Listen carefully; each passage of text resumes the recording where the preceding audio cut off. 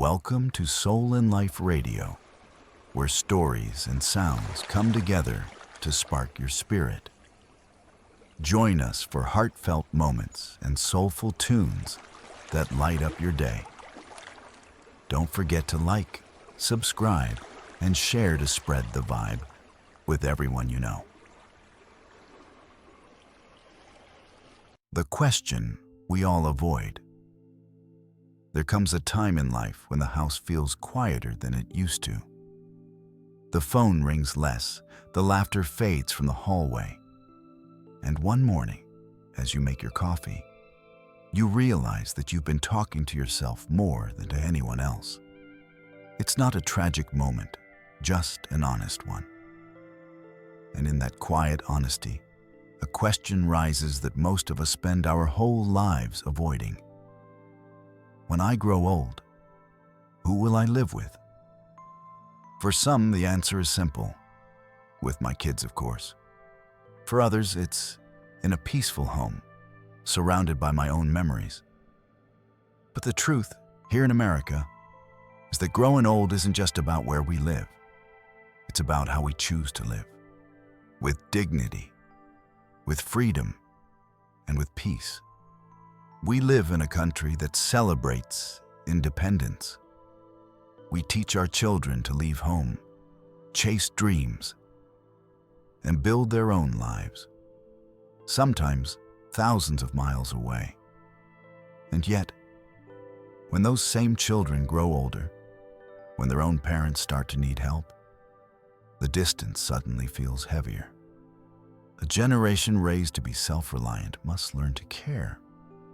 And those who once cared for everyone else must learn to accept care without losing themselves. It's a delicate balance, isn't it? The space between love and control, between care and confinement, between the comfort of family and the freedom of solitude. Some people choose to live with their children, believing that love will hold everything together, until small differences in lifestyle begin to build invisible walls.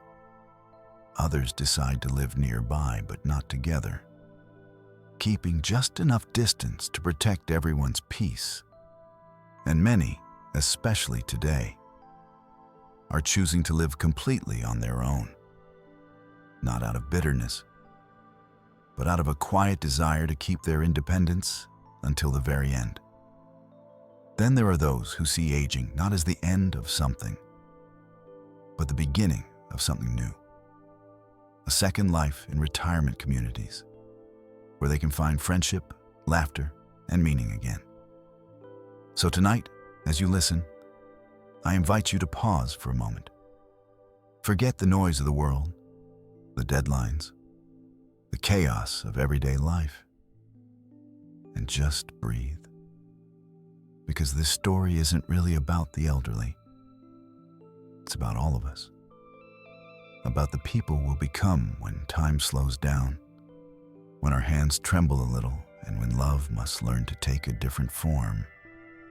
This is the story of how Americans choose to grow old, not with fear, but with grace. Because peace, in the end, isn't found in who you live with, but in how you live with yourself, living with family. A love that hurts. Martha and George never planned to move in with their daughter. They had their own house, a white two-story with a garden full of roses that George tended every morning. For 40 years, that house held their laughter, their fights, their children's birthdays, and all the tiny moments that made up a life together. But things changed after George's heart attack. Suddenly, the stairs felt too steep, the silence too deep, and the nights too long. Their daughter Lisa insisted, "Mom, Dad, it's time. You shouldn't be alone anymore. We've got the guest room ready." It sounded so simple, and maybe in that moment, it even felt right. A family reunited under one roof again, like it used to be. But life, as it turns out, doesn't rewind so easily. At first, Martha was grateful. Lisa was loving, careful, always checking in.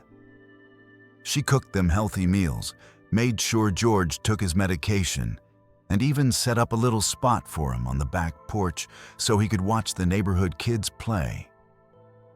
But within a few weeks, Martha started to notice how small her world had become.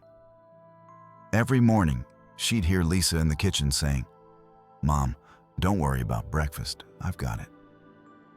At first, it was sweet. Then it began to sting. Cooking had always been her way of caring, her love language. Now, it was just another thing she wasn't needed for. George felt it too. He'd wake up wanting to mow the lawn, but the lawn wasn't his anymore. Lisa's husband had hired a service. "Don't worry, Dad. You can just relax." Relax. That word used to sound like a reward. Now it felt like a punishment. One night, after everyone went to bed, Martha sat alone at the kitchen table. The hum of the refrigerator filled the silence. George came in, poured 2 glasses of milk, and said quietly, "She means well, you know." Martha smiled faintly. "I know she does. But I feel like a guest in my own daughter's house." George nodded. "Yeah, me too." They didn't say more. They just sat there. 2 people who had once built a life of their own, now living in someone else's rhythm. Weeks turned into months, and the small things began to pile up. The unspoken sighs, the polite corrections. Lisa would say, "Mom, don't give the kids candy after dinner." Or, "Dad, maybe you shouldn't walk outside without your phone." All perfectly reasonable things.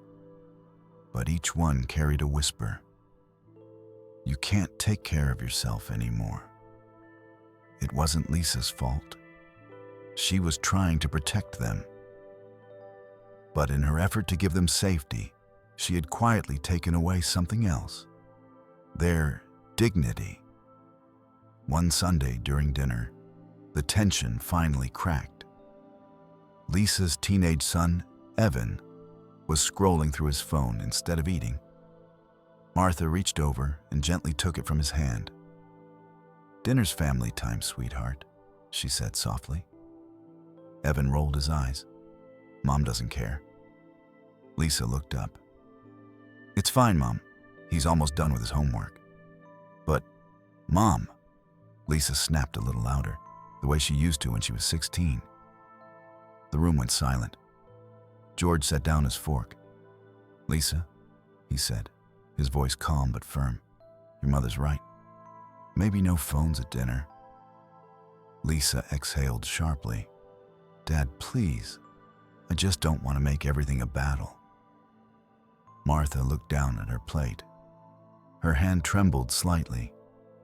It wasn't about the phone. It was about the balance of authority, the invisible shift that happens when parents become the ones being managed. That night, Martha cried quietly in the guest room. Not because her daughter yelled at her, but because she finally understood that this house would never truly be hers.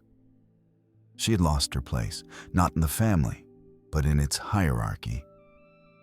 A few weeks later, Martha and George told Lisa they were thinking about moving out. Lisa froze. "Are you serious? After everything I've done to make you comfortable?" Her voice cracked between love and guilt. "Mom, I just want you to be safe." Martha took her daughter's hands. "I know, sweetheart, but being safe isn't the same as being alive." For a moment, no one spoke. Even Lisa's husband, standing at the doorway, looked down at the floor. When moving day came, the house was filled with boxes and half-finished goodbyes. Evan hugged his grandparents tighter than usual. Lisa cried at the door, apologizing again and again. Martha smiled and brushed her daughter's hair away like she used to when she was little. "Don't be sorry," she whispered. "You gave us a home when we needed it. Now it's time we give you space to have yours." George chuckled softly as he stepped outside. "Besides, your mom misses her kitchen too much." They all laughed, but there was a lump in every throat. A few months later, on a breezy afternoon, Lisa visited her parents' new home, a small, sunlit apartment not far from her own. Martha was in the garden, trimming her roses. George was sitting in his chair with a newspaper, a cup of coffee beside him. The air felt lighter there, not because it was bigger, but because it was theirs. Lisa stayed for dinner that night, and when she reached for her phone, she caught herself, smiled, and put it away. "Family time," she said. Martha looked at her and nodded, her eyes shining. "That's my girl." Growing old with family, Martha would later say, taught her something she'd never known before, that love can be suffocating when it tries too hard to protect, that independence isn't selfish. It's the last act of love we give each other. As for Lisa, she learned something too, that caring for her parents wasn't about keeping them close, but about letting them go, and trusting that love would still find its way back home. Because sometimes loving someone means stepping back far enough to let them breathe. And in that breath, both generations finally found peace, living nearby but not together, boundaries that heal. Frank and Linda had been married for 42 years, and in all that time, they never once considered moving out of their hometown. They loved the rhythm of small-town life, the morning coffee at the corner diner, the neighbors who waved every time they drove by, the smell of cut grass on Sundays. But when their only son, Michael, got a big job offer in Dallas, they knew the day would come when he'd have to go. He begged them to move with him. "Come on, Dad. It'll be great. We'll get you a room at our place. You'll be close to the grandkids." Frank smiled and said what every father says when he knows his son means well. "We'll think about it, kiddo." But he already knew the answer. They loved their son. They loved their grandkids even more. But they also loved the quiet mornings, the freedom to live on their own terms. What they needed wasn't a shared roof. It was a shared distance.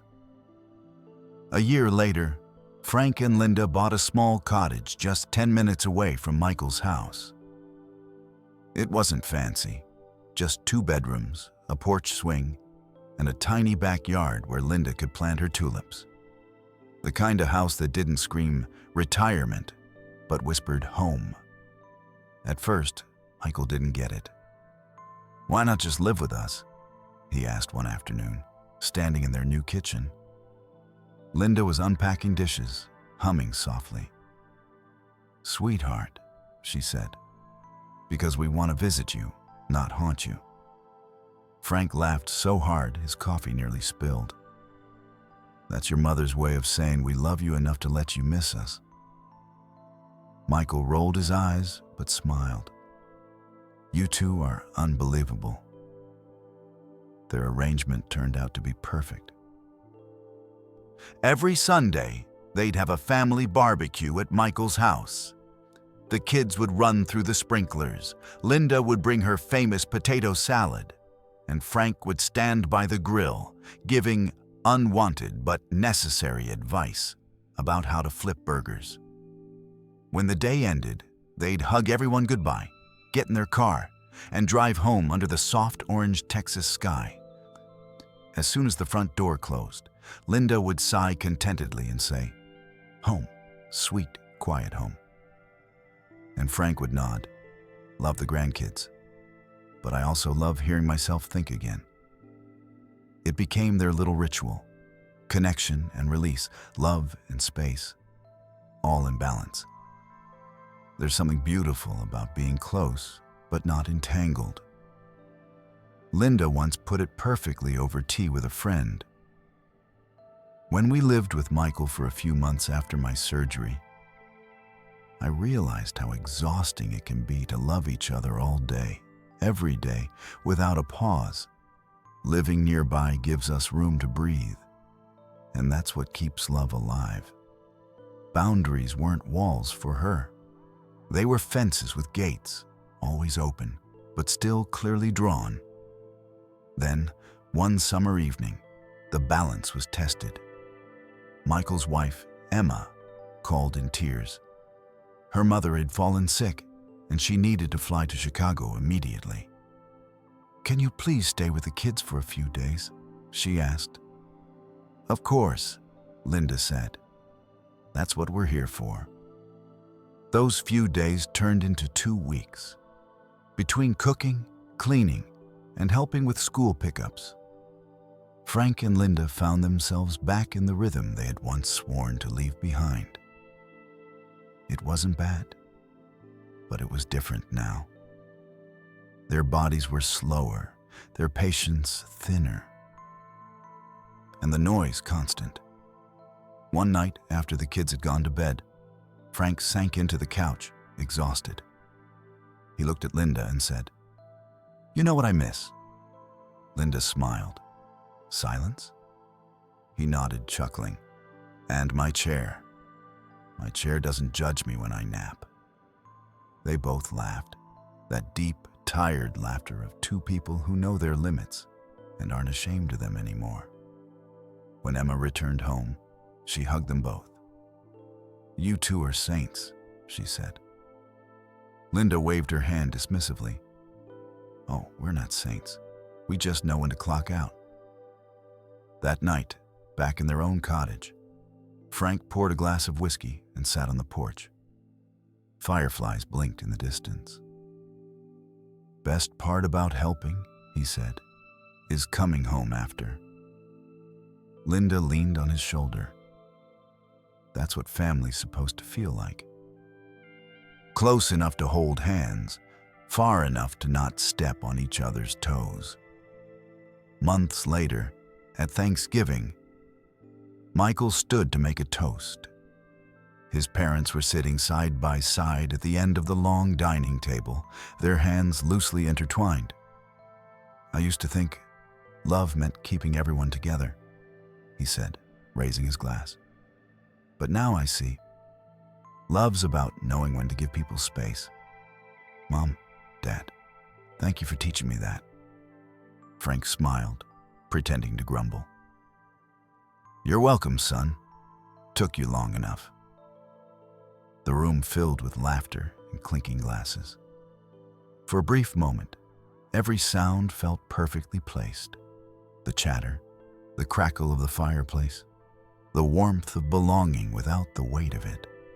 As the night faded, Linda looked around and whispered to Frank, "Do you think they'll ever understand why we chose to live on our own?"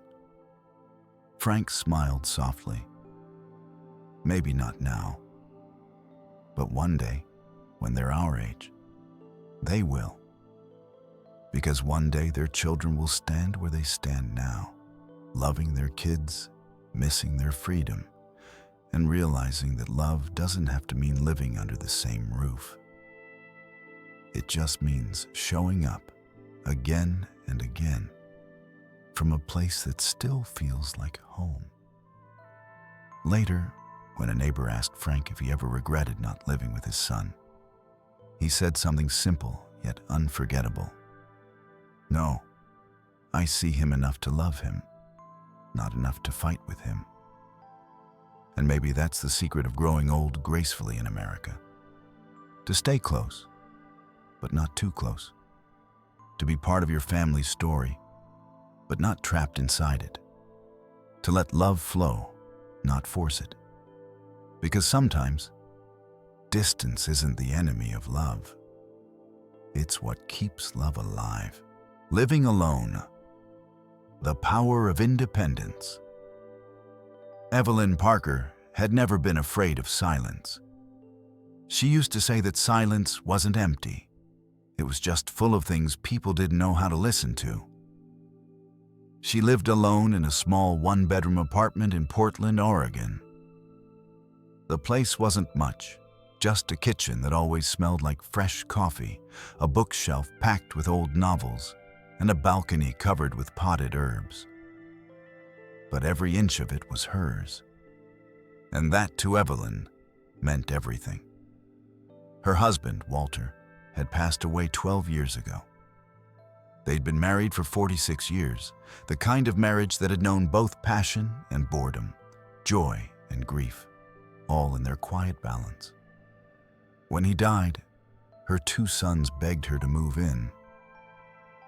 "Mom, we've got plenty of space," said Daniel, her eldest. "It's too lonely for you here." Evelyn smiled gently. "Sweetheart, I'm not lonely. I'm just alone. There's a difference." Her younger son, Mark, frowned. "You can't cook for yourself every day. What if something happens?" "Oh, something will happen," she said with a small laugh. "That's life. But I'd rather it happen here, in my own kitchen, making my own soup, than sitting on someone else's couch, waiting to be told when dinner's ready." They didn't argue further. They knew their mother, graceful, stubborn, and independent to the bone. In the months that followed, Evelyn built a rhythm around her solitude. She joined a local senior art class on Tuesdays, yoga on Fridays, and volunteered at the library twice a week. Her neighbors adored her.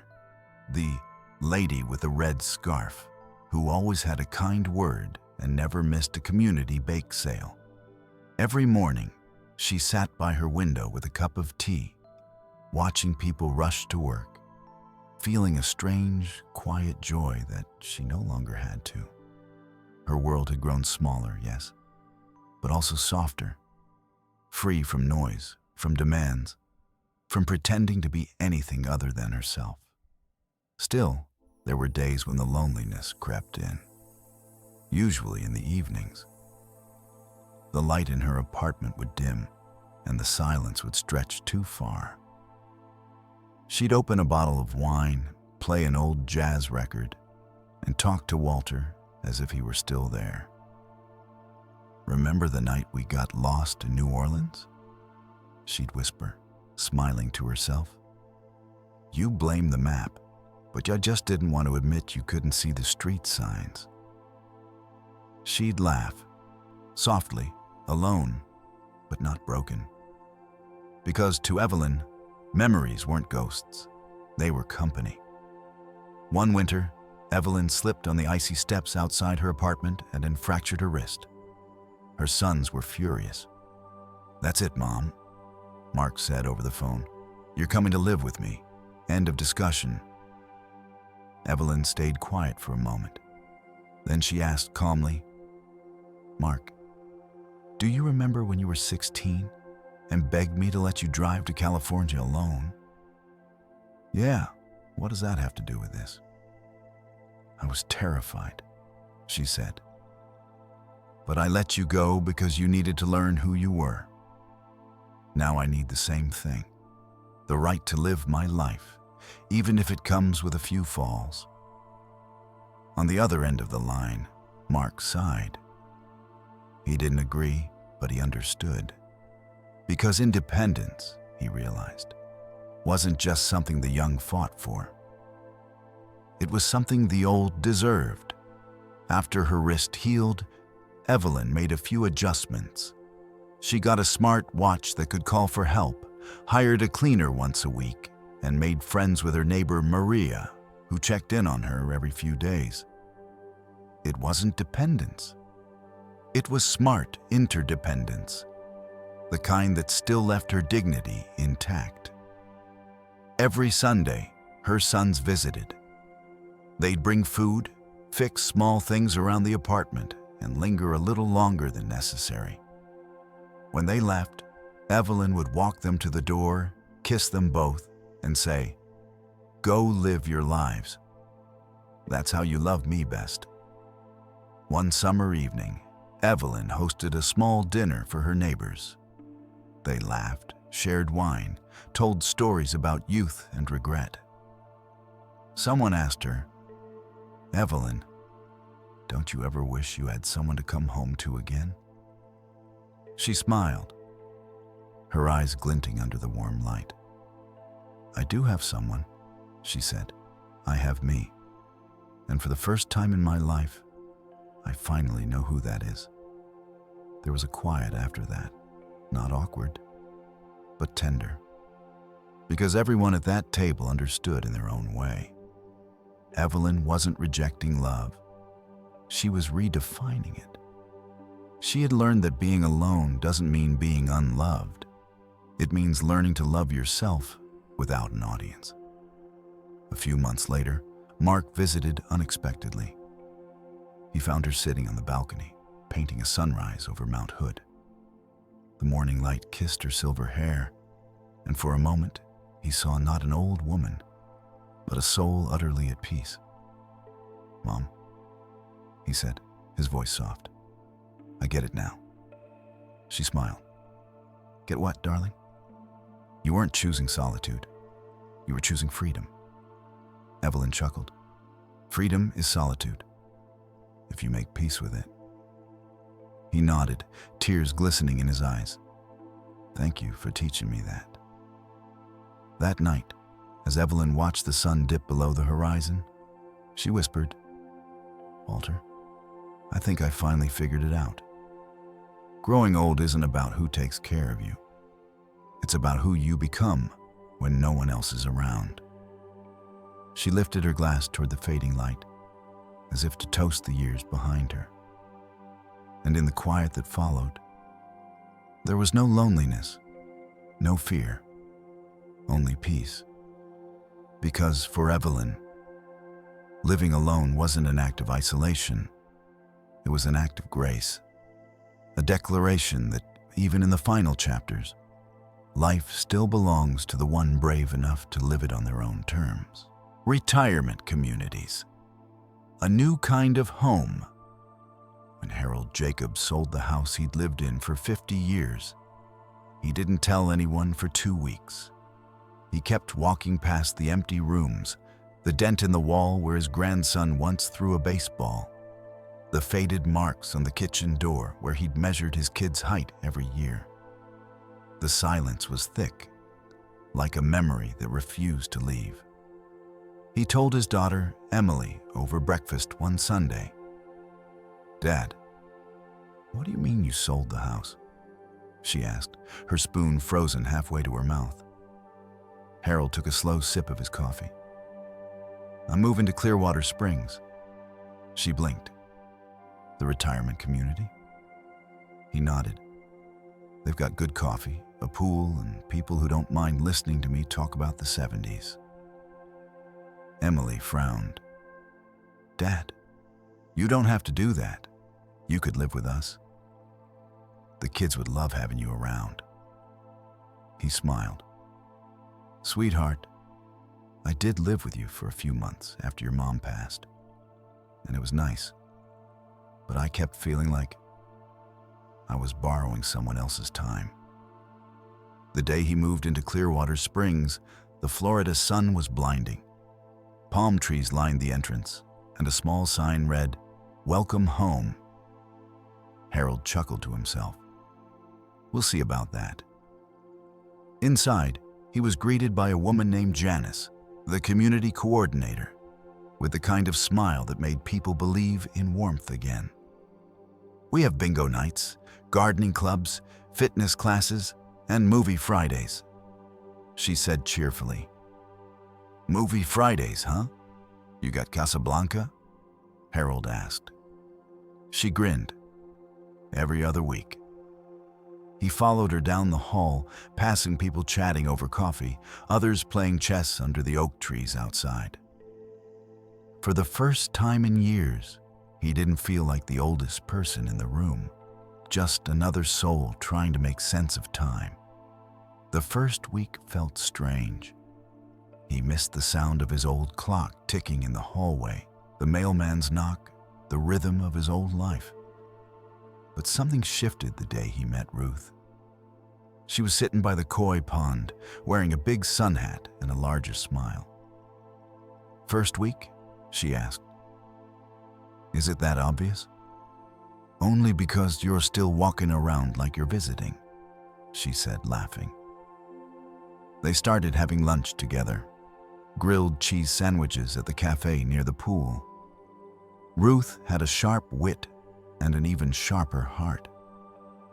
She'd been a school teacher for 40 years and had lost her husband a decade earlier. "I thought I'd die of loneliness," she told him once.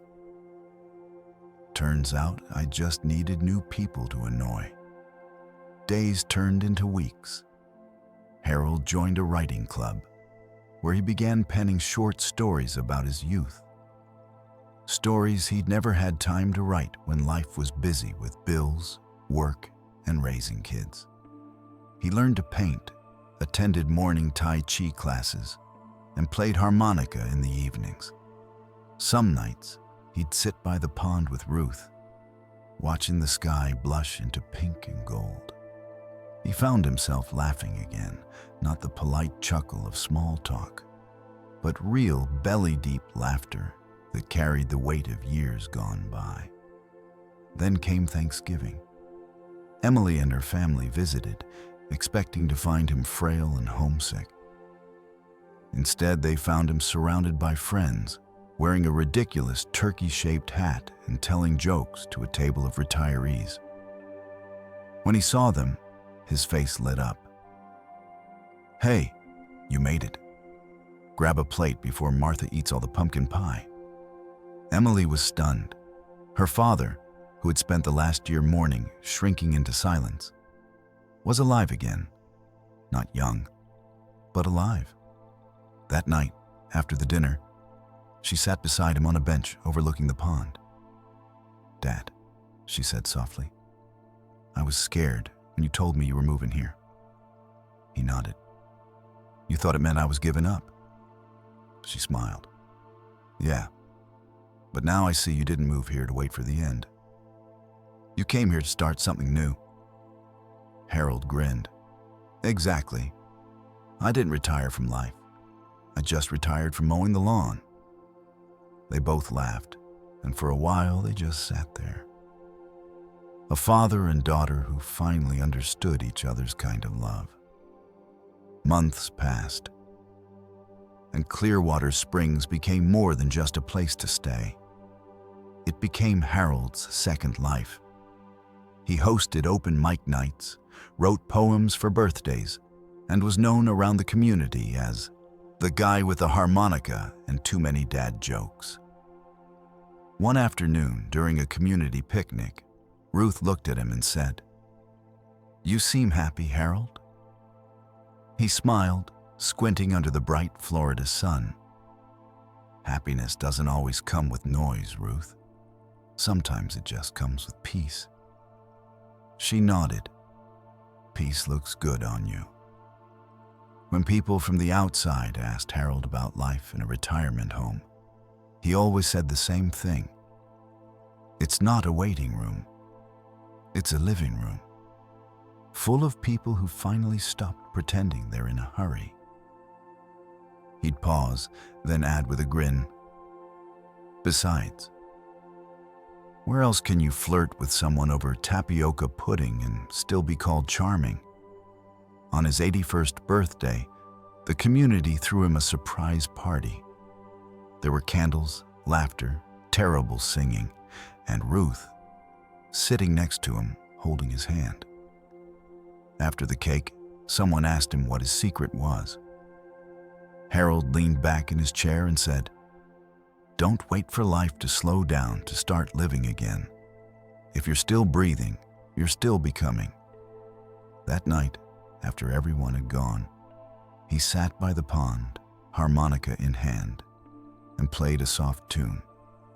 The sound floated over the water like a whisper to the stars. He thought of his old house, his late wife, his daughter, his grandkids, and smiled. He realized that home wasn't a building or even a family under one roof.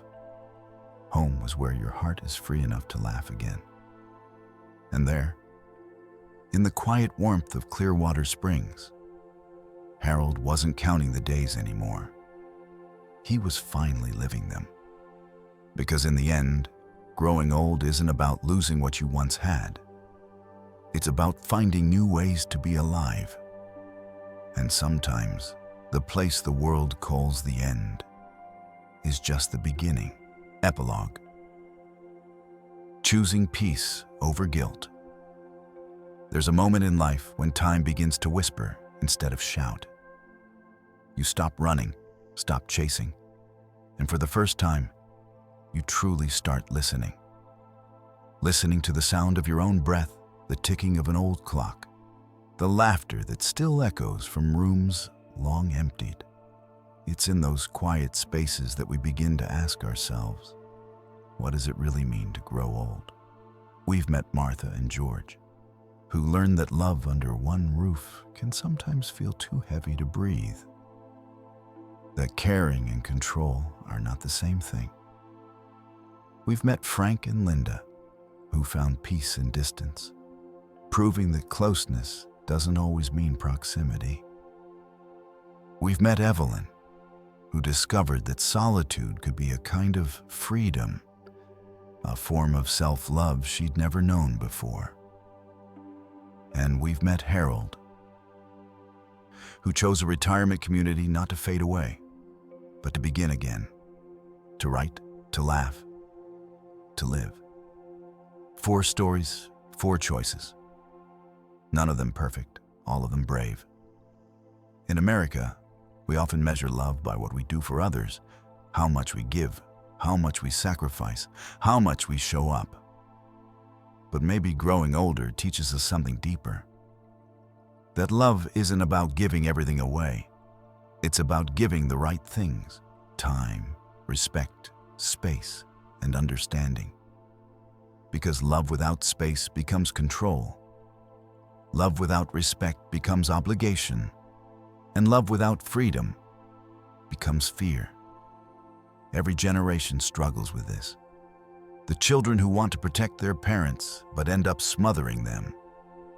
The parents who want to stay close but end up clinging too tightly. It's a dance, delicate, emotional, and often misunderstood. But the beauty lies not in perfect steps, but in the moments when both sides finally learn to move together. With grace. There's no single right way to age. No book, no rule, no golden formula that tells us how to face the years ahead. Some of us will live with family. Some will choose the little house next door. Some will choose a quiet life alone. And others will find community among strangers who soon become family. But beneath all these choices is one simple truth. We all want to grow old without regret. And regret doesn't come from the years that pass. It comes from the peace we never allowed ourselves to feel. The guilt of saying no, the fear of being a burden, the pressure to fit someone else's idea of what a good parent or a good child should be. But peace is different. Peace is what happens when you stop measuring love by sacrifice and start measuring it by sincerity. It's when you realize that letting go isn't betrayal. It's compassion. It's when you finally give yourself permission to live your life, not as someone's expectation, but as your own truth. If you still have your parents, call them tonight. Not because you should, but because you can. Ask them how they're really doing, not just if they've eaten or taken their pills, but how their heart feels when the house gets quiet. Tell them you love them in words, not in guilt. And if you are the parent, the one with the silver hair and the soft voice that's seen decades come and go. Know this: you don't have to prove your worth through pain or self-denial. You've earned your peace. You have the right to live gently on your own terms, even if it means living differently from what others expect. There's a certain kind of beauty in growing old gracefully. Not fighting time, not fearing it, but walking alongside it like an old friend. Because aging isn't losing something. It's returning to something. It's returning to simplicity, to stillness, to the self you once were before the noise began. So maybe the real question isn't who will you live with when you're old, but who will you be when the world grows quiet? If you can answer that with peace in your chest, even just a little, then you've already found your home. And maybe that's what life, in all its years and seasons, has been trying to teach us. That love doesn't end when the hands tremble or the eyes fade. It simply changes shape, from holding someone's hand to letting it go. From building a house to building understanding. From seeking noise to cherishing silence. Because in the end, peace isn't found in the people we live with. It's found in the way we live with ourselves. So tonight, wherever you are, in a crowded home, a quiet apartment, or a sunlit community surrounded by laughter, may you find that still, sacred space where love and freedom finally meet. And when you do, may you know that you have grown old, not in fear, but in grace.